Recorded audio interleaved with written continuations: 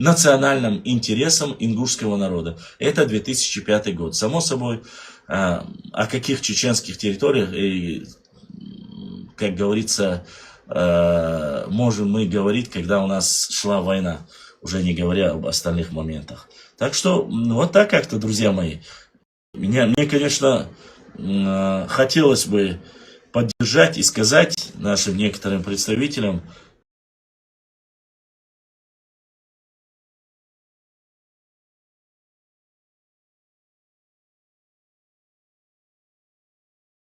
я вас с ней ознакомлю, это книга, и вы просто удивитесь. Данный разговор, которые шли еще в 90-х годах, Башлам, можно разместить эти документы? Конечно, можно.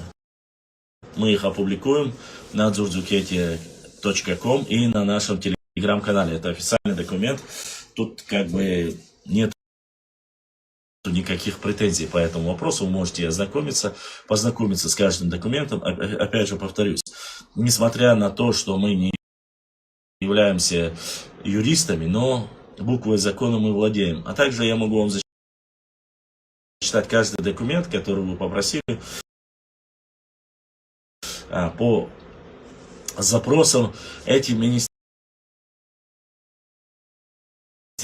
и каждый из этих, они профильные. Там Министерство лесного хозяйства республики, но в 2009 году, как мы знаем, каким-то образом, и, мол, не понравилось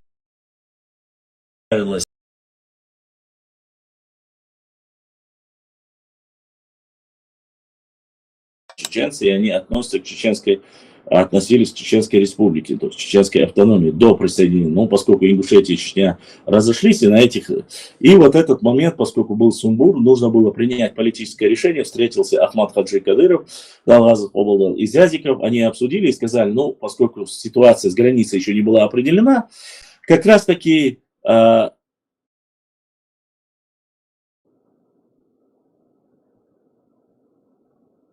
ты, кажется, я понимаю, что ты умственно отсталый, но ты послушай, о чем я говорю.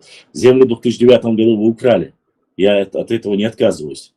Это я уже сказал. Сейчас речь не об этом. Послушай внимательно, узнаешь, о чем говорят.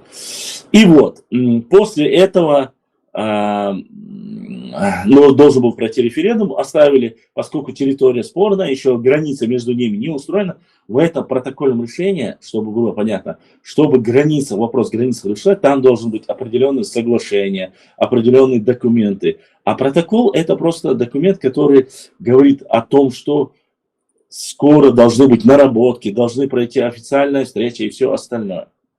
Поэтому в юрисдикции Чеченской республики остались два чеченских селения из Сунжского района. Это Асиновка и Сернолодская. Остальные временно оставили на Решенок. И вторым пунктом написано, прочитайте в этом документе, там написано, что мы просим дальнейшем для разбирательства, чтобы Российская Федерация установила границы между субъектами Российской Федерации, Чеченской республики и Ингушетии. Вот так вот. В 2009 году земли, как сказал экс-глава Республики Ингушетия Инусбек Евкуров, ему подсунули, они подписали. А 2005 год, то, что я говорю, это совсем другое. Это соглашение подписано Джахаром Дудаевым и Русланом Аушевым, что по границам не будут строить селения, не будет межевания и так далее, и тому подобное. Подождите, здесь незаконно рожденные пришли нордейцы, надо было их отправить домой. Ушел. Вот. У нас в эфире только SD-тейпы, поэтому нам всякая шелуха не нужна. Вот такая вот ситуация, но я готов ответить на ваши вопросы и поговорить на любую тематику. Я просто-напросто ответил на этот выпад со стороны, просто-напросто, если бы он сам бы зашел, я бы смог бы, конечно же, более подробно ему объяснить, но, видите ли, писать где-то намного проще, а зайти и показывать свое лицо и вести себя достойно по книгам, по документам, Конечно же. Есть еще второй вопрос, но второй вопрос у нас касаемо был, а, сами уже, если эти люди подойдут, а, по вопросу по Орскоевцу, мне начали задавать некоторые вопросы. То, что я в эфире зачитал документы, являются ли они документами, или это всего лишь, как говорится, авторское мнение.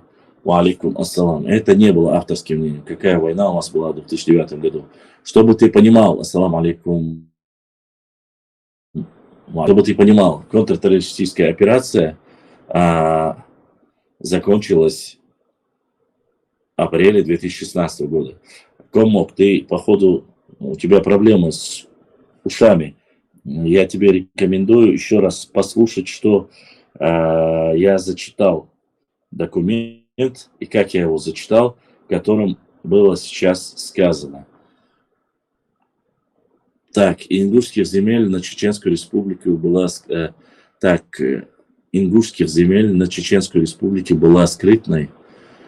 Инженер Костоев. Не понял я его. Ингушских земель на Чеченскую республику была скрытной. Я не понял твоего вопроса. Нужно писать не в личку надо писать, Костоев. Пиши вот здесь, чтобы было видно. Почему за это не несут ответственность, так как это было скрытно, это является незаконным подписанием, причем скрытным. Ну, незаконное, законы об этом уже вам решать. Это решение было принято не на нашей стороне. Мы не предпринимали никаких, так сказать, решений по этому вопросу. Все, что было принято и какие решения были приняты с нашей стороны, их мы непосредственно опубликовали. Башлам, в станице Черлёна, Шилковский район, живут казаки, русские, чеченского происхождения. Казаки, русские, чеченского происхождения не будут. У вас закрытый комнат. Нет, у меня не закрытые комментарии, у меня открытые комментарии. Другие же пишут, как у меня могут быть закрытые комментарии. Это раз. Во-вторых, что касается, живут казаки, русские, да, живут, чеченского происхождения, такого не бывает. Есть казаки, которые русские, а есть гуной, которые чеченцы. То, что ты говоришь, не имеет никакого под собой основу. И, как говорится, достоверной информацией не является. Или ты неправильно объясняешь. Так. Ихтхама, что? Так, если есть вопросы, задавайте вопросы во время эфира. Вы просите до эфира, вы всегда задаете, пишите в директ, задаете вопросы, а во время эфира молчите. Так, вот. Было бы хорошо, если бы вы, конечно же, во время эфира задавали вопросы, и мы могли. Башлам, как можно, как много поклонников из Ингушетии у тебя? Ну, я, как говорится, не могу, пускай... хорошо, Ибрахим.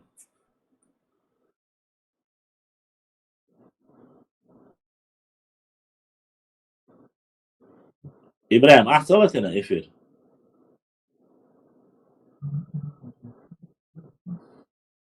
Присоединиться, верно? Латинян.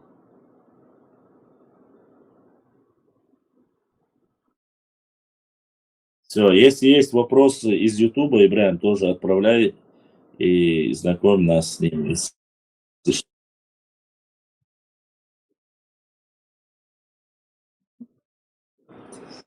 Телеграм отключить это. С Телеграма выйди и постарайся подключить Инстаграм. Хазион, Ибрахим. Все равно Телеграм я веду, это одновременно, Телеграм, Инстаграм, латышский микстоне.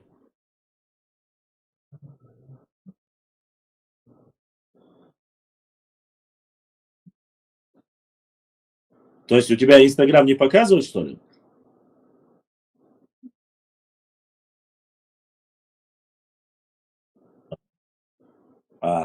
Не знаю тогда. Неужели не надо? Хорошо, хорошо, хорошо. Мы, по крайней мере, постараемся ответить на ваши вопросы, которые Мы, да, ага, которые нам зададут.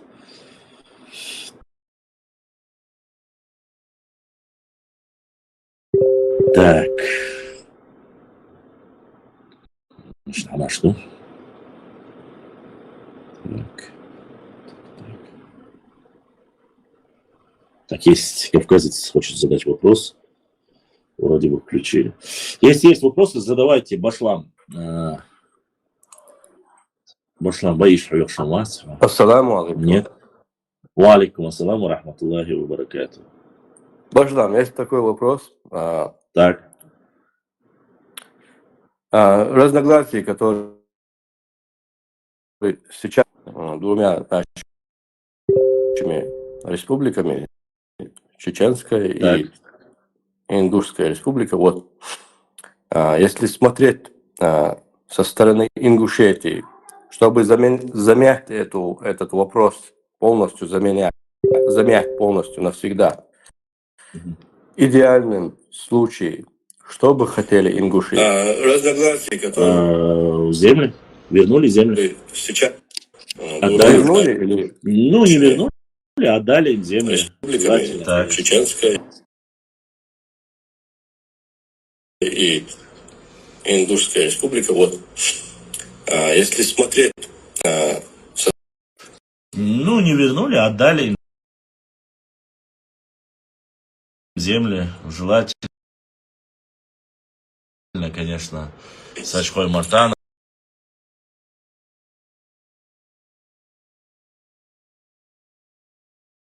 Имеется, я понимаю этот вопрос, но каких размеров земли, откуда они хотят, ну, здравые, короче, выступают с их стороны, которые... Ну, они хотят, по крайней мере, то, что они хотят, это часть головы, арии и так далее. То есть карты они рисуют такие, по крайней мере. Да. Спасибо. Не за что. Единственное, непонятки между Ингушетией и Чеченской республики официальные на официальном уровне их нету. Есть непонятки и провокации со стороны некоторых норнийцев, которые люд не перестают оскорблять, а мы пытаемся каким-то образом довести до людей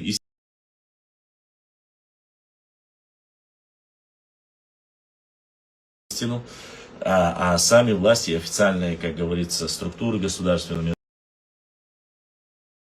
между собой уже давно вопрос решили. И так задает вопрос некий инженер Костой или административные причины привели к передаче исконно чеченских территорий, чеченской территории, ингушской стороне, как было на самом деле. Я тебе могу исторически в 1862 году был создан новый ингушский округ. И после этого начали к ним присоединять чеченские земли. Вот исторический период. Почему? Потому что на основе того, что во время Кавказской войны, да и до начала, их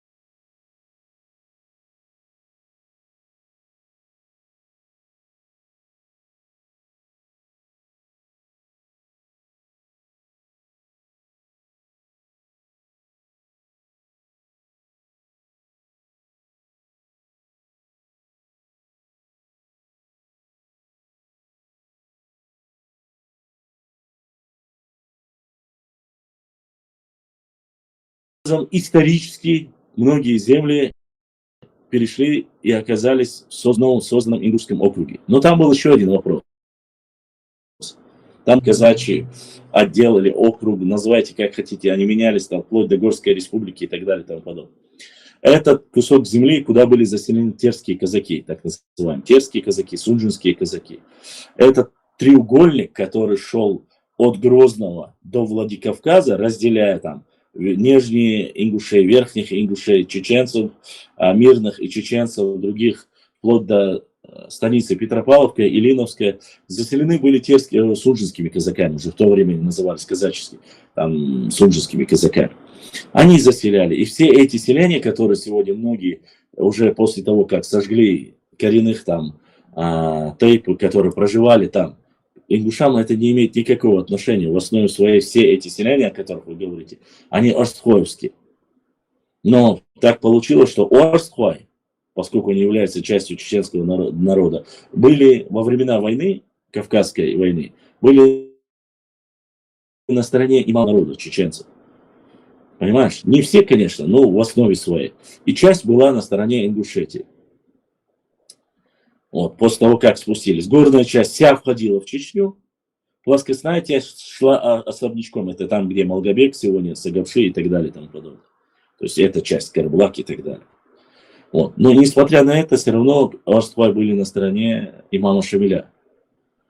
После, мы знаем, после того, как война закончилась, 1023, кажется, мая 1865 года, кажется, если не ошибаюсь, или 63 или 5, могу ошибаться, но в этих пределах, чтобы не ошибиться, 5000 семей, неважно, по разным причинам, чтобы эти земли были от более воинственных, непокорных обществ зачищены, 5000 семей, под разными предлогами Мусу Кындухова его сподвижали, что нужно, что обещают вам, если вы останетесь, поскольку царская Россия выиграла, они будут насильственно крестить, вы должны будете служить и так далее. И там потом вам нужно будет сложить оружие и все остальное. Если вы не хотите, есть прекрасная возможность переехать в мусульманскую Османскую империю, то есть в Турцию, там вас ждут, там вас примут, там все хорошо. Так вот, 5000 семей, это 3500 остальных чеченских тайпов и тухомов, и 1500 остхоевских направились в Османскую Турцию. Оттуда, конечно же, они переселились в Иорданию, Сирию, в Египет, в Палестину, Ирак, вот в эти, и Турция, само собой. В эти они раскинуты по всем этим. Это потомки, как мы знаем, это мухаджиры. Это как раз таки те мухаджиры, которые уехали туда и остались там с тех пор. Эти земли частично освободились, там проживали терские казаки, сунжинские казаки.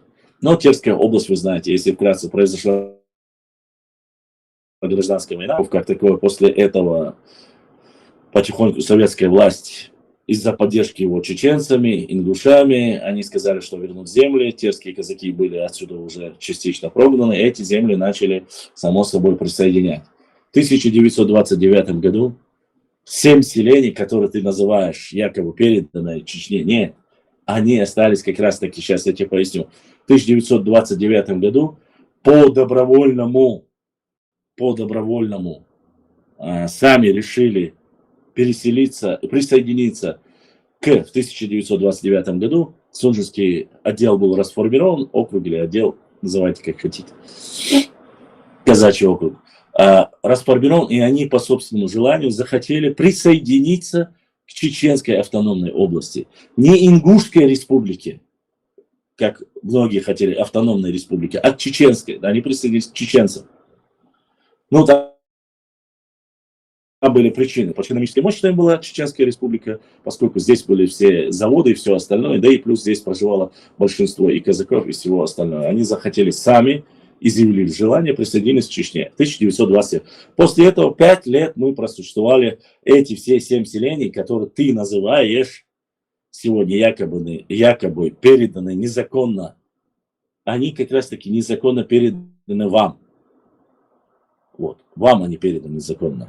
Почему, поясню тебе? Потому что вот как раз в Конституционном суде, то, что был зачитан документ, сейчас вы можете посмотреть чуть вперед ролик, и вы увидите, что в 1929 году присоединились, 5 лет он находился в составе Чечни. Никто их не прогонял, никаких ущемлений у них не было. Но по решению различных там коммунистических идеологов решили объединить Чечено-Ингушскую автономную, сделать Чечено-Ингушскую автономную область. В 1934 году ингушей присоединили, как Анюк, Сталин, который любил чеченцев, по высказыванию ваших некоторых народницев, присоединил чеченцам ингушей.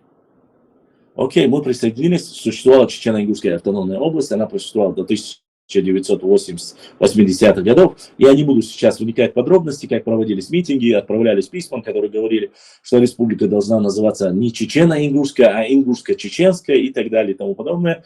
В 1989 году делается съезд о том, что ингуши должны жить отдельно своей республики со столицей Владикавказа и так далее и тому подобное. Видеороликов достаточно. На моем канале документ по каждому вопросу, который я говорил, вы можете найти. Никаких. В это время, когда ингуши заявили, сказали, что хотят они жить отдельно, чтобы было понятно, никаких ущемлений со стороны чеченцев не было со своим братьям. А если были какие-то там претензии там, официальным властям, то это не к нам. Поясню почему. Потому что самые шоколадные, самые хорошие места занимали ингуши. Это однозначно. Самые хлебные места занимали ингуши. На лучших должностях и даже в университетах были ингуши в основном. На самых хороших местах. У чеченцев, как к своим братьям, никаких плохих отношений к ним не было. Не было никаких притязаний. Некоторые сегодня нацики пытаются сказать, что у нас это все ерунда, это сказка и бравада, не больше. Об этом знают те, кто проживал в то время в Чечне, и кто до сих пор живет здесь, причем огромное количество, которые проживают здесь, и к ним нету никаких претензий, потому что мы один единый народ. Так вот, продолжаю дальше, поясняю тебе. Происходит в 89-м, 90-м, когда Чечня, уже мы разошлись, Чечня решила объявить независимость, и Ингушетия сказал, мы останемся в составе Российской Федерации. На этот период у Ингушетии оставалось, с Осетией они не договорились, Осетийный пригородный район не вернули, оставалось там 2 района. Фактически создать республику как такового нельзя было. Но несмотря на это, Джохар Дудаев пытался, говорил, давайте не расходиться, мы вместе, мы в войнах и так далее и тому подобное. По крайней мере, по тем людям, которые остались живых, которые это говорят. Нет, мы независимо отдельно хотим. Окей, разошлись, но границы остались спорными. На таком основании, что вопрос по границе будет решен после. Был ингушско-осетинский конфликт, потом в дальнейшем началась Первая Чеченская война, как вы знаете. Потом Вторая Чеченская война. Но основания были какие? В соглашении опубликованы, вы видели, между Джохаром Дудаевым, Русланом Аушем, которые говорили, что граница там по братским условиям остается такое-то временно. Эти 7 селений не обсуждаются. Потом, когда все закончится, мы решим братские пошли. А это время никакие земли регистрировать не будут. Строить села по границе не будут. Межевать эти земли не будут. Но Джохара Дудаева нет, его убили, остальных тоже в основном убили по различным событиям, вы знаете. И дело дошло до 2003 года. В 2003 году, опять же, ни один из этих руководителей, глав субъектов не отдавал эти земли, и Ахмад Хаджи тоже не отдал эти земли. Все было до временного согласования с учетом различных сторон, совместно с непосредственно правительством Российской Федерации, что это должно решиться. После этого Ахмад Хаджи сказал, ладно, 2 селения Свердловской и Асиновкой остаются за нами, по остальным вопросам мы решим позже. Ахмад Хаджи тоже не стал. Пришел там Алханов, тоже эти селения не оставили за ингушами. Пришел Алханов, он ушел, Пушан Ахматович Кадыр. Потом уже законы по 2005 году, когда мы не могли еще принять, потом 2008 года, в 2008 году этот федеральный закон о местных муниципалитетах нужно было решить вопрос. Вот в этот момент, опять же, по определенным причинам делалось, никто даже не подразумевал. С этой кадастровой системой, ну, все остальные тонкости вы можете посмотреть на законе. Ну, каким-то бы не было, чеченцы, эту землю, которая всегда за последние 150 лет были территориями Чеченской Республики, каким-то странным образом после 2009 года оказывается на пределах Республики Ингушетии. Потому что чеченцы не думали, что так поступят. Ну и сам экс-глава Республики Ингушетия Юнусбек Евкуров, в данный момент замгенерал, замминистра обороны Российской Федерации, он в своем частном интервью рассказал все, как есть и как было. Принесли документы, донесли до него и показали, что вот эти земли якобы всегда принадлежали нам. Он переспросил несколько раз, они подтвердили, да, это наши земли, он принял, но когда чеченцы предоставили и дорожную карту, и, само собой, все документы были у нас, в дальнейшем там произошли некоторые ситуации по контртеррористической операции, но не факт. В 2018 году между всеми субъектами Российской Федерации или укрепление, или нужно было провести четкую границу. Это не только чеченцев и ингушей касалось. Это граница между Осетией и Чечней, Ставропольским краем и Дагестаном. Со всеми нужно было этот вопрос решить. Посмотрели, увидели. Опять же, возник вопрос, верхняя часть, которую украли, и нижняя часть, которая была спорная. Это 77 тысяч гектаров. Ну, поскольку и так на самом деле очень плохо, и по-братски, чтобы не было вот этих проблем, как говорится, по-братски решили оставить 77 тысяч гектар земли, а то бишь спорной территории, оставить за Республикой Ингушетия. Потому что, вот, чтобы войну обострили, чтобы не было. Верхнюю часть вернули как были, нижнюю часть. Вот так все закончилось в 2018 году Конституционным судом и так далее и тому подобное. Документы, юридические основания на самом деле в основе своей все у Чеченской Республики. Не было вот как этих пришли, так и ушли должны быть. Но некоторые нюансы, раз так и так далее и тому подобное, остальными документами решили ознакомить и зачитать, вы услышите очень интересные вещи, которые оказываются 77 тысяч гектар земли, а то бесспорная территория. Норвежские ученые впаривали, и эта ситуация идет на самом деле не только за сейчас. Республикой Ингушетия. Вот так, как говорится. Потому что, вот, чтобы войну обострили. Так, какие исторические, политические, административные, я это зачитал, ответил на вопрос. Так что вот так как-то. Некоторые, если бы Ахмад Хаджи сегодня увидел это, думаю, ни метра бы не оставил. Ситуация согласен с тобой. На самом деле не только сейчас. Вот так, как говорится. Так. Так, какие исторические, политические, административные, я это зачитал, ответил Если есть вопросы, задавайте. Так что вот так. В Телеграме у нас большое количество. Если бы Ахмад Хаджи сегодня увидел это, думаю, ни метра бы не оставил. Согласен с тобой. Чеченский народ 1000 лет назад. Прошла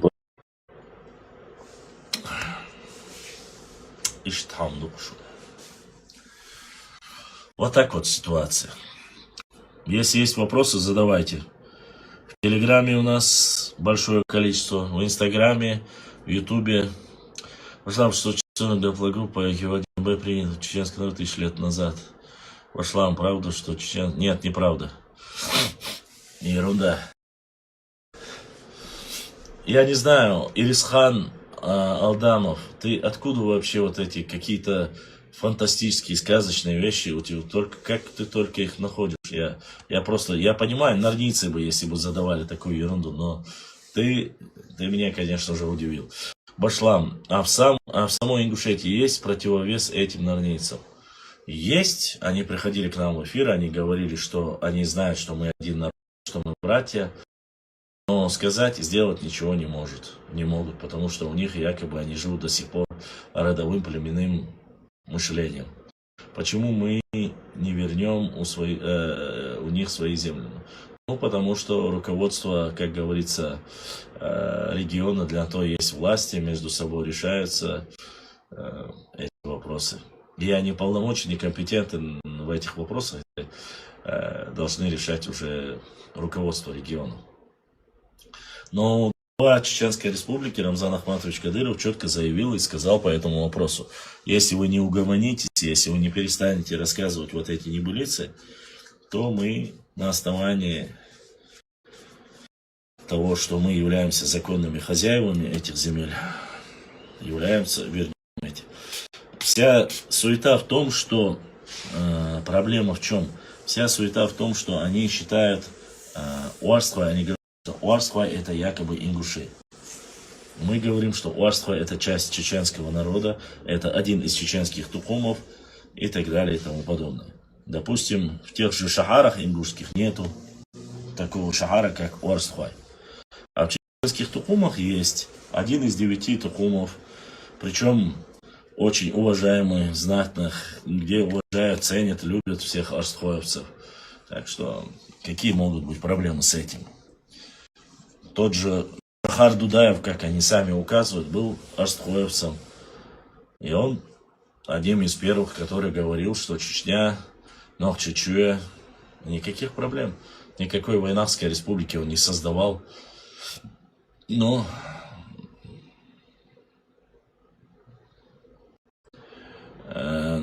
история есть история. Я сейчас я не сплетник, я не сказал, что ты сплетник. Я сказал, откуда ты берешь эти сплетни. Недостоверная информация.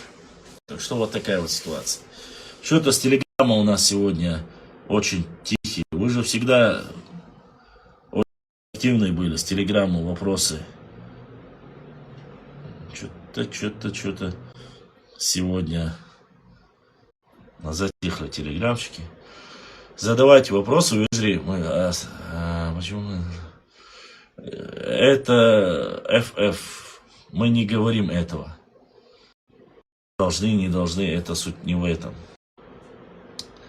Где все, которые хотели так обильно задать вопросы, которые хотели, чтобы я ответил. Но вот когда я прихожу и делаю эфир для вас, чтобы вам рассказать вот по этому вопросу или этому вопросу. Если вы нет, я хочу с вами познакомить или ознакомить вас с великолепной и, конечно же, порекомендовать всем любителям достоверной истории, очень хорошую, великолепную. Ну, поскольку сейчас никого нету, давайте я вам покажу наше новое приобретение, которое мы получили. Всем любителям истории вот такая великолепная книга. Сейчас прямо перед вами с ней ознакомимся. Почему? Потому что здесь это особенно важная книга для всех чеченцев, потому что чеченцы очень сильно любят оружие. Это книга Исы Асхабова. Раньше были, я так скажу, братья Асхабов, но не суть. Книга великолепная. Она, насколько я знаю, написана на 2 английском и русском языке. Бумага просто настолько великолепная, переплет. Каждый, посмотрите на эту книгу. Каждый коллекционер должен. Здесь все чеченское оружие. Кто это оружие носил, кому оно принадлежало, какие клинки и какими чеченскими мастерами они делались. Причем это великолепный подарок для всех любителей, так сказать. Здесь книга посвящена одной из самых неизученных страниц из жизни народа, история оружия. В нем рассказывается о типах чеченского оружия, центрах его производства, мастерах изготовления их клеймах. В удачном сочетании с историческим оружием автор приветствует традиции и обычаи чеченского народа, связанные с ратным делом, частью доблестью воина, а также знакомит читателей с нелегкой судьбой своего народа. Книга рассчитана на широкий круг читателей. Фотографии многих реликвий публикуются впервые. Издание повторное, значительно дополненное. Впервые под этим же названием книга автором была издана в 2001 году. Просто-напросто здесь не только это, чтобы было понятно, посмотрите, видите, черчку штушунт, я герштуш. Здесь Это могильные памятники в Горной Чечне, части Дерг, Белготой, вторая половина 19 века. Я думаю, тот человек, который всегда интересуется нашей историей, они должны в обязательном порядке приобрести себе эту книгу. Здесь про оружие, здесь про мастера, клинки, которые они делали, клейма, которые они делали, черч, которые, могильные плиты, на которых там могильный памятник, там Гетте Атаева, старое кладбище в селении Дерг и так далее и тому подобное. То есть огромные, просто-напросто, честно сказать, я очень рад и горжусь, что данная книга одним из первых есть у меня. Посмотрите на нее. Посмотрите. Какие красивые клинки, видно? То есть это издание, здесь автор книги с ведущим сотрудником Государственного музея искусства народов Востока Марии Володиной. Здесь хозяева, исторические персонажи, на которых изображены. Короче, не пожалеете, конечно, если вы любите свою историю, если вы любите все, что касается нашей истории, архитектуры. Здесь некоторые жилые башни, здесь замки на арабских языках, из какой кости, из чего делалось. Великолепная картина, где Содом и Сербиев с кунаком, своим другом Львом Николаевичем Толстым. Видите эту картину, да? Иса Асхабов, молодец, ДРС Хил дал Сидуэл. Я думаю, что для всех, тот, кто любит свою историю, свой народ, должен обязательно ознакомиться с данной книгой. Так, Соба, делаешь? Принять, разрешить говорить, разрешить. Здесь, ой, флаги, оружие, могильные плиты, щиты, копья, топоры. Все, что касается чеченского оружия, мастерских, которые были. Здесь же сделана великолепная фотография с нашим ныне покойным моим односельчанином Шамсуди Якубовым, Пешхой Муак. То есть у кого в любом случае было родство или в роду были оружейники и все остальное, для них эта книга просто не передать. Здесь копья, щиты, топоры, чисто национальные чеченские, ножи. У меня просто переполняет эмоции. Дополненная версия намного круче, чем первая. У меня и первая версия есть, но вторая, ты смотришь на это оружие, поверьте мне, мало кто из соседних, как говорится, регионов может похвастаться с таким великолепием и богатством оружейного дела. Автору огромная благодарность. Еще раз вам говорю, я с автором не общался по поводу там рекламы, не рекламы. Просто у меня очень многие всегда спрашивают, какие хорошие книги по истории ты рекомендуешь, по культуре. Так вот, вам хочу сказать, наряду с Хасаном Байкаевым, книга, которая всегда должна быть у каждого историка чеченского, обязательно в вашей личной библиотеке, если вы хотите ознакомить гостей или подарок